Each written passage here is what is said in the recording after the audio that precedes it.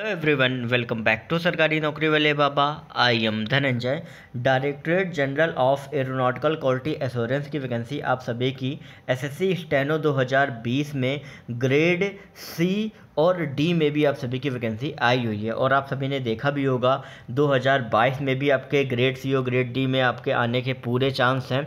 तो ऐसे में आप सभी को ये जान लेना चाहिए कि यहाँ पर किस तरीके से आप सभी का प्रमोशन रहता है। ठीक है, साथ ही मैंने आपको बताया हुआ था कि इसकी जो पोस्टिंग होती है वो आपकी ऑल ओवर इंडिया रहती है, डिपेंडिंग अपॉन वैकेंसी कि भाई कि कहाँ पर वैकेंसी आप सभी की है। ठीक है, तो ओवरऑल आप जैसा कि देख रहे हो ये जो लेटर है आपका न्यू दिल्ली की तरफ से हेडक्वार्टर से लेटर आया हुआ है और ये 30 मार्च 2022 का लेटेस्ट का लेटर जो है वो आप सभी का है। ठीक है, अब ये जो लेटर है इस लेटर को हर अलग अलग उसमें एक आपका साउथ जोन में भेजा गया है, एक नॉर्थ एंड सेंट्रल जोन में आप सभी का भेजा गया है, फिर आपका हैदराबाद में है।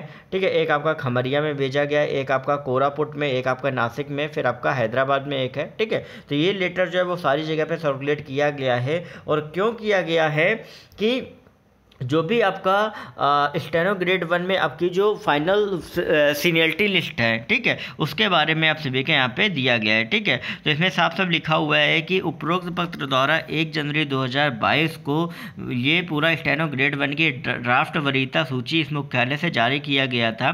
साथ ही संबंधित अधिकारियों तथा स्थापना प्रमुख से यह अनुरोध किया गया कि वरिष्ठता रोल की सटीकता के लिए उनके समक्ष दिए गए विवरण की जाँच करें और 30 दिनों के भीतर विसंगतियों यदि कोई हो तो मुख्यालय को सूचित करें। मतलब ओवरऑल क्या है कि ये ड्राफ्ट सीनियरिटी लिस्ट आपका हेडक्वार्टर के थ्रू आप सभी का रिलीज किया गया और उसके बाद हर अलग अलग जोन में भेजा गया कि अगर यहाँ पर कुछ भी करेक्शन है किसी की ज्वाइनिंग डेट से रिलेटेड या कुछ भी अगर ऐसा कुछ करेक्शन है तो आप सभी 30 दिन के भीतर 31 जनवरी के पहले ये सारी रिपोर्ट जो है वो इनको देनी थी। ठीक है, तो यहाँ पे फटाफट से देख लेते हैं भाई क्या पूरा दिया गया है। आपको पूरा समझ में आ रहा होगा। यहाँ पे नाम है, यहाँ पे आपका कैटेगरी है, यहाँ पे आपका क्वालिफिकेशन है, फिर आपका जन्म तिथि है, फिर आपका सेवा के विवरण है और यहाँ पे आप सभी का टिप्पणी दिया गया है। ठीक है, तो यहाँ पे आप सभी देख सकते हो कि अभी ये जो वैकेंसी है अभी आपकी आनी चालू हुई है। तो आप देख सकते हो कि कितने पुराने लोग यहाँ पे वर्क कर रहे थे। पीके पोद्दार है, जनरल कैटेगरी से बीकॉम किया है, 66 जन्म तिथि, और ये स्टेनो ग्रेड 2 में 87 में आपके लग गए थे। और स्टेनो ग्रेड 1 में इनका जो प्रमोशन है वो 19 मई 2006 में हुआ था। फिर ऐसे रेखा धमीजा का भी सेम हुआ था, RS मौर्य का। तो ये सारी सीनियरिटी लिस्ट जो है वो आप सभी देख रहे होंगे, ये पूरा आप सभी के ग्रेड 1 की आप सभी की बनी हुई है। ठीक है, तो ओवरऑल यहाँ पे आप सभी को लिखा भी हुआ है कि किस तरह किस डेट में इनका पूरा प्रमोशन जो है वो आप सभी का ग्रेड 1 में हुआ था, ग्रेड 2 से ग्रेड 1 में। ठीक है, यहाँ पे टोटल आपके 10 कैंडिडेट जो हैं वो आप सभी के दिए गए हैं। ठीक है, कि उनका प्रमोशन जो है वो आप सभी का कब हुआ था। ठीक है, तो ओवरऑल इसी पेपर को आपको जो है वो आप सभी का इंग्लिश में नीचे आप सभी का दिया गया है। तो ओवरऑल आप समझ गए होंगे कि किस तरीके से आपकी जो ड्राफ्ट सीनियरिटी लिस्ट प्रिपेयर होती है। अब बाकी बात करते हैं प्रमोशन के बारे में।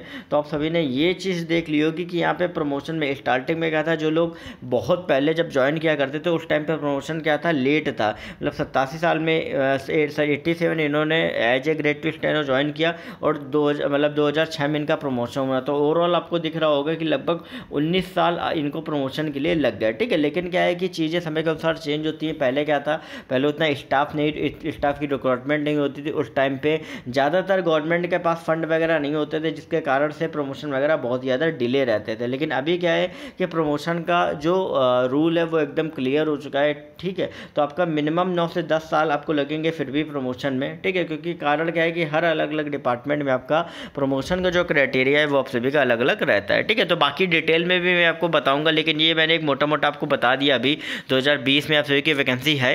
ठीक है, तो ध्यान से फटाफट से चैनल को आप सब्सक्राइब कर लो, क्योंकि आगे आपको इसी तरीके से एक एक डिपार्टमेंट के बारे में अपडेट मिलती रहेगी, जिसके बाद आप पूरी तरीके से क्लियर हो पाओगे कि कौन सा डिपार्टमेंट मेरे लिए अच्छा है और किस डिपार्टमेंट को हमें चूज करना चाहिए, जिससे बार बार आप जो एग्ज़ाम देते हो उससे आप बचे जाओगे।